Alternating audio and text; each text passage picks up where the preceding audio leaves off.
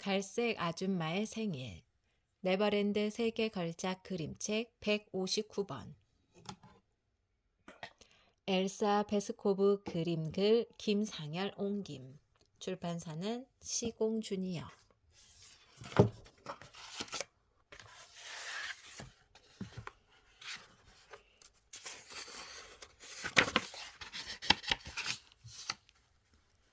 여러분은 초록 아줌마, 갈색 아줌마, 보라 아줌마를 알고 있나요? 그리고 페르테와 로타, 에스멜랄다가 아줌마들과 함께 살게 된 이야기는요. 그들이 어떻게 지내는지 잘 알기 때문에 그들의 소식을 궁금해하지 않는 친구도 있을지 모르겠군요. 그러나 나는 갈색 아줌마의 생일을 앞두고 무슨 일들이 벌어졌는지 꼭 이야기해주고 싶었답니다. 여러분은 페르테르와 로타가 길 건너편에 사는 파랑 아저씨 댁에 공부하러 다닌다는 것을 기억할 거예요. 파랑 아저씨는 초록 아줌마의 배를 몰래 따먹으려는 개굴쟁이들에게는 무섭지만 페르테르와 로타에게는 전혀 엄하지 않았어요. 그러나 숙제를 잘 했는지, 셈 문제를 맞게 풀었는지, 또 글자를 바르게 썼는지는 꼭 확인했지요. 아이들이 공부를 소홀히 할라치면 한쪽 길을 잡아당기기도 하고 방 구석에 잠시 세워두기도 했어요.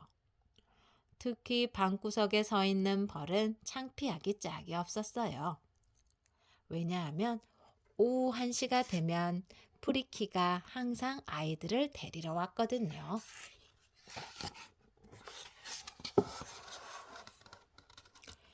둘 중 하나가 방구석에 서 있으면 그 앞에 딱 앉아 핀잔을 주는 눈으로 뚫어져라 쳐다봐요. 그럴 때면 쥐구멍이라도 들어가고 싶어지지요. 칠판 뒤에 걸린 회초리는 한 번도 쓰인 적이 없었어요. 그냥 장식품 정도였지요. 그 무렵 학교에는 을의 회초리가 있었으니까요.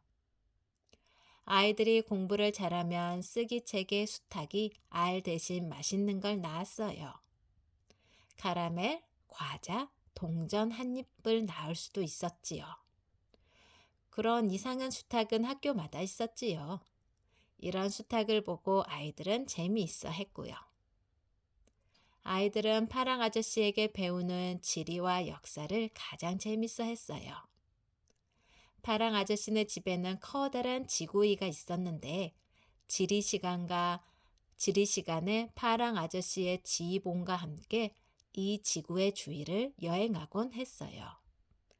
파랑 아저씨는 모르는 나라가 없었어요. 지리 공부를 하다가 다른 여러 나라에 사는 사람들 흉내를 냈어요. 인디언이 되기도 하고 흑인이 되기도 했지요. 한 번은 인디언 놀이를 했는데요. 페테르와 로타가 백인이 된 파랑 아저씨의 머리 가죽을 벗기려 하자 프리키가 막 지저대지 않겠어요. 그 바람에 놀이가 엉망이 되고 말았지요. 한 번은 역사 공부를 할 때였어요. 파랑 아저씨는 스웨덴의 왕 칼 12세 베르테르와 로타는 그 용사들이 되어 지팡이를 말삼아 타고 다니며 러시아와 싸웠던 나르바 전투 놀이를 했어요. 그런데 하필 그때 목사님이 왔지 뭐예요. 파랑 아저씨는 서둘러 칼 12세의 모자를 벗고 지팡이 말을 벽에 기대 놓았지요. 그리고 선생님의 엄한 말투로 아이들에게 오늘은 공부를 빨리 마치겠다고 했어요.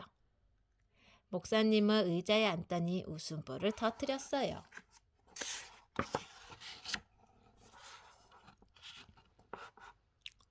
얼마나 웃었는지 얼굴이 빨개졌지요.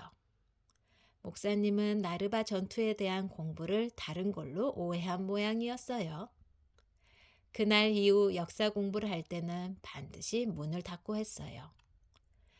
페테르와 로타가 아줌마들 집에 살게 된 지 1년쯤 지난 어느 날 파랑 아저씨가 말했어요. 갈색 아줌마의 생일이 얼마 남지 않았으니 아줌마의 생일을 축하해 줄 좋은 방법을 생각해 보자고요. 페테르와 로타도 파랑 아저씨의 말에 찬성했지요. 파랑 아저씨는 봄, 여름, 가을을 나타내는 옷을 입고 생일을 축하해 주자고 했어요. 나이 어린 로타가 봄, 페테르가 여름, 파랑 아저씨가 가을을 나타내는 옷을 입자면서요. 파랑 아저씨네 가정부 베아타 아줌마가 페테르와 로타가 입을 옷을 아주 예쁘게 만들어줬어요. 머리에 쓸 종이 화관과 하늘색 비단 포장지로 된 날개까지 만들어줬지요.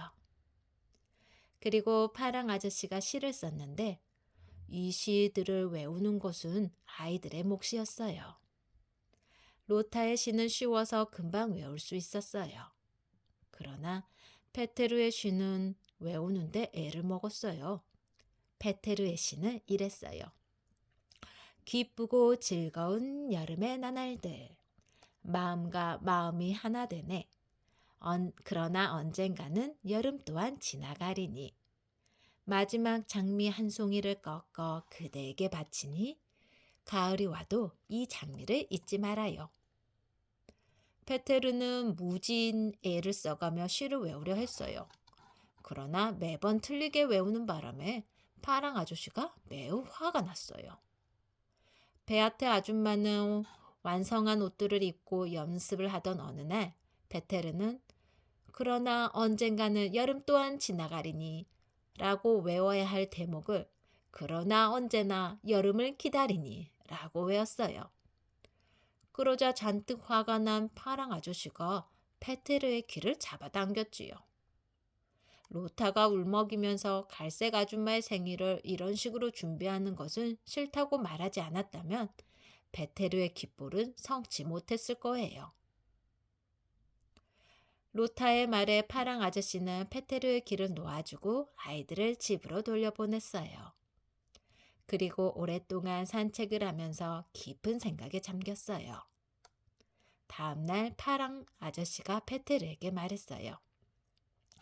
만약 페테르가 흐르는 물처럼 시를 외우게 되면 모두 숲으로 나가 눈으로 집을 짓고 그린란드에 관한 지리 공부를 하자꾸나.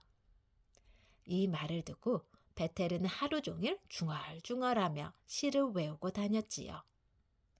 이 모습을 보고 아줌마들은 긴 교리문답을 외우는 게 아이들에게는 퍽 어려운 일이지 하고 말했어요.